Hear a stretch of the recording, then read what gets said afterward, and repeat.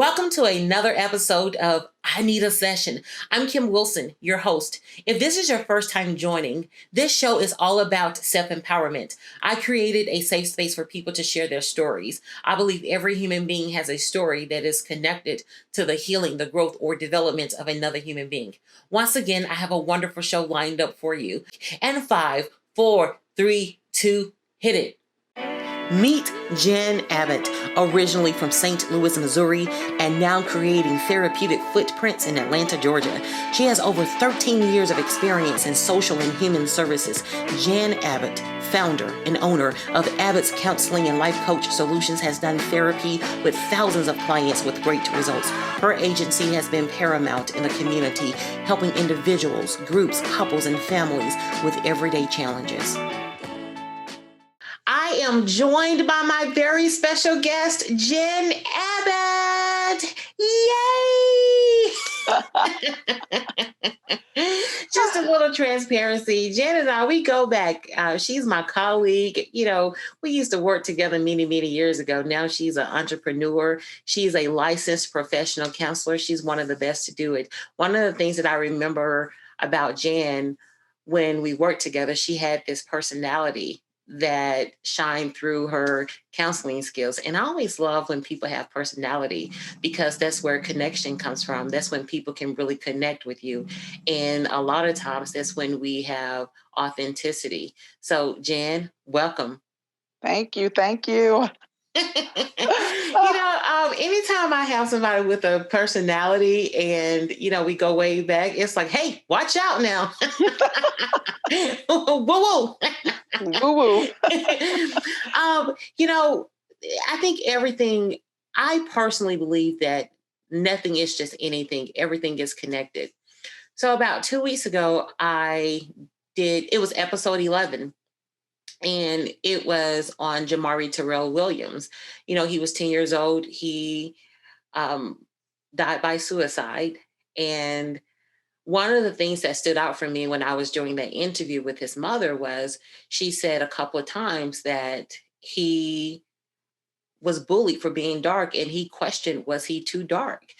And that just really touched something inside of my soul. So the very next day after that interview was aired, I saw Jan's promo for a course she put together that's coming up. And it is on multiculturalism and self-esteem. And I thought, wow. Because during that show, after the show, my brain was thinking about, okay, that is a complete show within itself, self-identity issues. And that wasn't the first guest who talked about that, just loving who we are, being comfortable inside our own skin. And I reached out to Jan and say, hey, I would love to have you on the show. So Jan, I like to get right to it. Tell me about this course that you have put together. And that's where I want to start this. Okay. Well, multiculturalism and improving the self-esteem and self-image of children of color really sprang from the whole, George Floyd, Breonna Taylor. I was enraged, but at the same time, I kept thinking, I had just saw this huge, program from PBS about the whole Black Panther and how, the community needs to get together, teachers, counselors, parents, and teach these children about their rich history, not just starting with slavery and Rosa Parks and Martin Luther King. Where were we before then? The great kings and queens of Africa, we created mathematics, astrology, science. Teaching the kids about this is where we need to start in order for these kids to understand it's not just your skin color, but who you are underneath. But if we're going to take it to a skin color, hey, I come from greatness, Yeah. And that's just where it all came from. And I sat there and, I channeled that rage and I wrote this class. And I say, anybody can take this class. It's geared toward counselors being more proficient to make sure we're teaching kids with self-esteem and identity issues about their greatness, but anybody. And putting it back in the ear of the parents who don't know. So we can teach this to our children at home if need be. All right, the session has started. Okay. I had a all of these. All right now. Yes. I mean, one of the first things that stood out for me was channel that rage. You made a decision to channel that rage. And, that's something that we can walk away if we hear, even if we don't hear another word from this interview, just being intentional about channeling your rage, turning it into purpose and passion. The other thing that stood out for me when I hear the word identity, self-identity issues, I personally believe when we know thyself and know our history, that's the start of building self-esteem and self-confidence and knowing your worth. Because I feel, for me, self-esteem, self-confidence, self-worth, they're cousins, Oh, yeah. Yeah. And, the other thing you said that stood out for me, even though this course is put together for counselors, for those people, those professionals who are in the mental health field, at the same time parents, being able to learn from this as well, they can take the course, because a lot of this starts at home. Absolutely. Absolutely. And knowing that it starts at home. And, it's not a blame game, it's not a shame game. People just don't know. We come from a traditional therapeutic standpoint. What are you going to use? CBT, DBT, SFT. Well, what about ancestral pride for children of color who don't know what that actually means? I don't know where my intrusive thoughts come from. I don't know why the world hates me. But what I can do is channel that rage and say, it's their ignorance, because I know who I am. I know the greatness of my people. And like I say, those cousins, identity and esteem, start coming together. I have kids from 15 years ago calling me, Miss Jan, I didn't think I was pretty. I didn't think I was good enough. I thought everybody was better than me, whether it's light skin, this color, that color. But I'm a lawyer now, and I teach my children ancestral pride. And they'll tell a person in the classroom, and that history is not actually true. Actually mathematics started in Africa from over here. And so, just putting that generational part to it, to where parents and everybody can come back to that and build that self-esteem for our kids, because the suicide rate, we're the number one. Black children are number one with suicide right now. And like you say, a lot of it is geared around their appearance, what they look, what they perceive, so we have to change that narrative. So ancestral pride, I want to make sure my viewers get that, because it seems like, is that the focus in the course, understanding the impact of knowing ancestral pride? Absolutely. Alongside traditional counseling techniques, ancestral pride with children of color will be the powerhouse that helps children to understand. I have these counseling techniques, but what's going to boost my desire to use them? Ancestral pride can go back from any generation before we ended up in this country. You know what I'm saying? They go side by side and boosting that self esteem. So we need to make sure that ancestral pride is instilled when we start building that relationship. This is for every race. I didn't know this when I first became a counselor. It's something that I stumbled upon teaching my own children about, the colorism that they were experiencing, whether within their race and outside. And so I'm like, hey, you come from a great people. Let's talk about us before coming to the Americas, before coming over here. And so, it's deeply rooted in traditional skills. How do I use CBT and insert, that greatness into my positive affirmations, into my self-talk, so that every time that I'm feeling less than, I can use that self-talk and say, you know what, I am great. Yeah. Yeah. I want to just kind of go to colorism a little bit and touch on that. And, from a perspective of whether I am a person in the community, never thought about seeking counseling, or whether or not I'm a provider, just understanding the impact of colorism in the Black community. Um, you know, and there are times, and depending on what forum you are connected to, it can almost feel like airing the dirty laundry, but it's not. It's a necessary conversation. It's a real conversation. And when I say colorism, for those of you who do not know, in the Black community, It's when we're taking a look at the skin color, the shade of it, and making judgments about what's pretty and what's not pretty, what's too light and what's too dark. And I really do think that that alone definitely starts with the adults, because we have to be very intentional about the conversations we're having with one another, with children.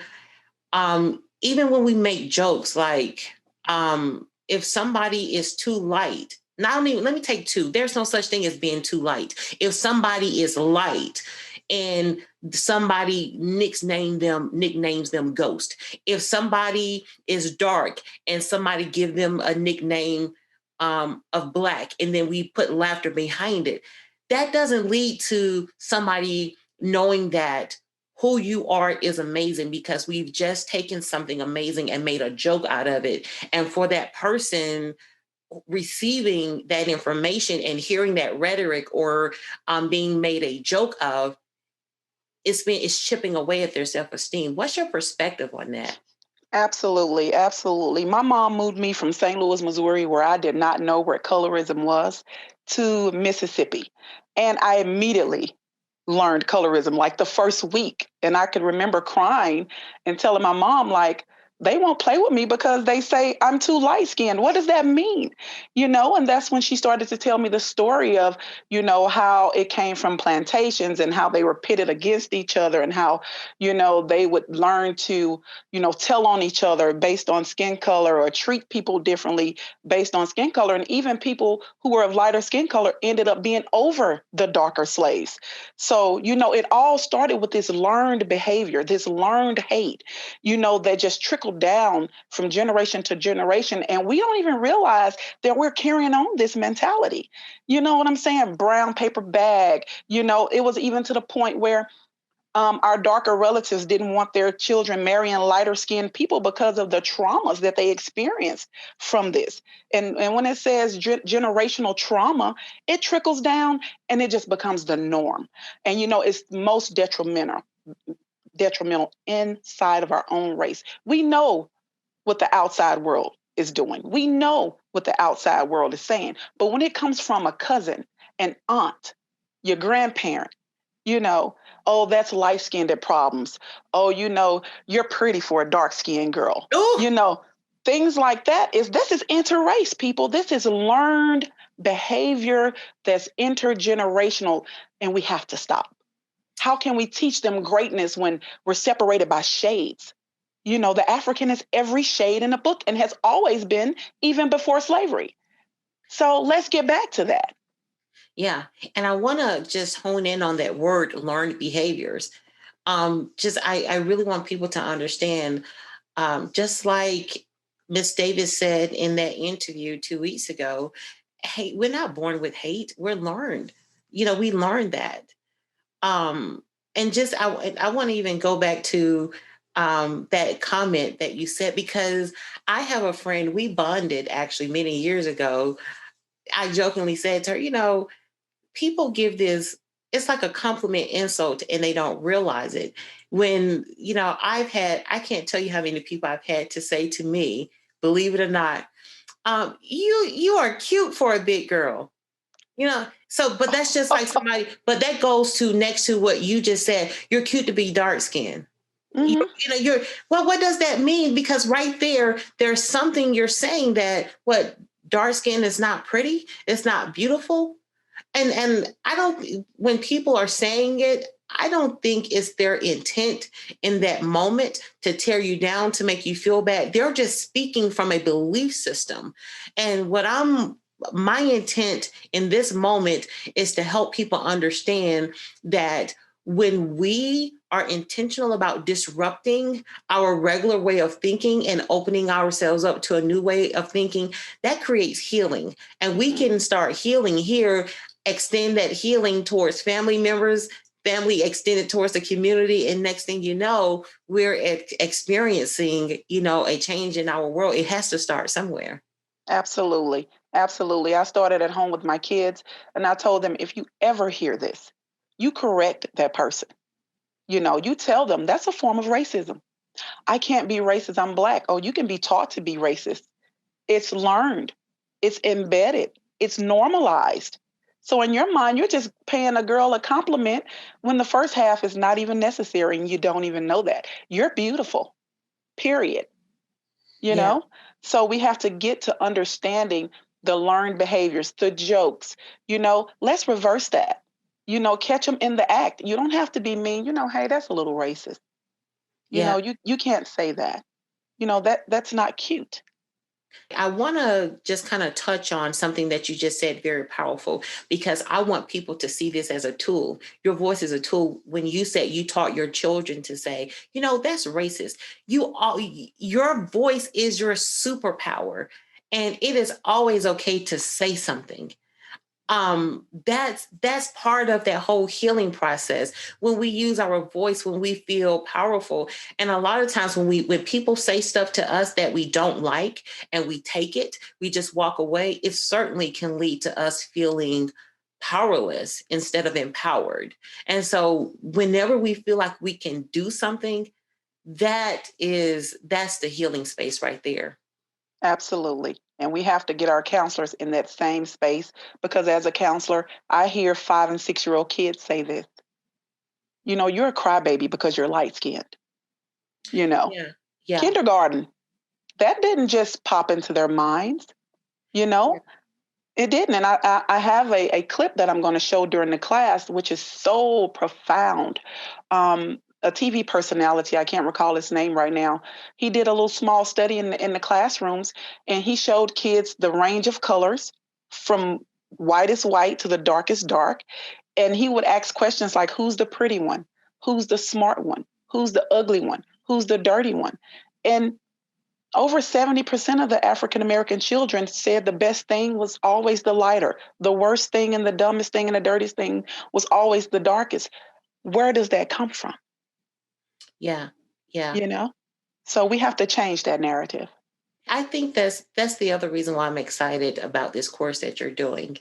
Um, for counselors who may not have an understanding of that part of the culture, it helps them to develop language and certainly to strengthen their assessment process. Just understanding the depth of somebody's self-identity issues. Um, Even if they've experienced racial trauma, how do we treat that and put together a treatment plan? So when we bring in concepts like ancestral pride, um, I think it can lead to a positive outcome much quicker, as opposed to if we're looking at something that's not as immediate, um, then that person really feeling traumatized because of racial trauma or self-identity issues. And yeah, and I'll finish with this. People, when I first, I did my little study to see would people want this class, they'll be like, well, Jan, that's just kind of over the top. Like, you're going to intimidate people. Every race I've done counseling with, I've been equally successful or not successful. But the one thing I can tell you about every ethnic group in this world, they've learned ancestral pride from a tiny tot. They have traditions, they have rituals that's rich in their culture from their ancestors, and they practice it several times a year. What about the Black child? What about the child of color in America that's, from the diaspora, that has not learned this ancestral pride? And why can't the Black child or the child of color that's American as well? Why can't they learn this to add to their greatness? It's not over the top. It's what every other ethnic group does on a daily basis, from colors to clothing to pictures on the wall. You know, why Mhm. not us? It's about that time. Yeah, absolutely. Well, certainly it is my hope that this course has much success. It is my hope that many helping professionals in the mental health field sign up, and even parents. There's so many different places we can go with a course like this. It's necessary, it's timely, and I certainly thank you as my fellow clinician for putting this together. So, Jen, I'm not sure if you're taking new clients these days or anything like that. If people wanted to reach you, learn more about you, is there a certain method they should follow to reach out to you? Sure. I'm always doing therapy, sometimes in the most unlikely of places during this pandemic. But my Facebook page is Abbott's Counseling. and Life Coach Solutions. And it links to my website, to my phone number, to every way that you need to get in touch with me. And I take all major insurances.